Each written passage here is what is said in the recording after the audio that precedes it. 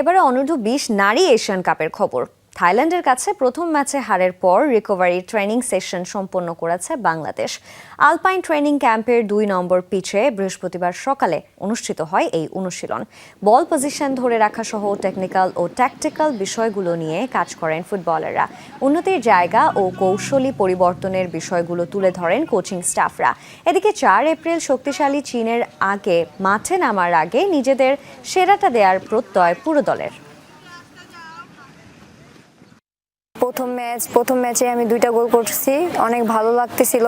কিন্তু আমার team support দিছিল, টিম যদি বল না দিত তাহলে আমি গোল করতে পারতাম না। পরের ম্যাচের জন্য অবশ্যই প্রস্তুত আছি, আমরা সবাই চেষ্টা করব ভালো কিছু করার জন্য। ইনশাআল্লাহ ভালো কিছু করে মাঠ থেকে ফিরবো। আমরা ম্যাচ বাই ম্যাচ চিন্তা করতেছি, আমরা লাস্ট ম্যাচ কি করেছি, ভুল করেছি সেটা নিয়ে আমরা আজকে কাজ করেছি এবং আগামী 4 তারিখ আমরা চায়নার সাথে ম্যাচ খেলবো।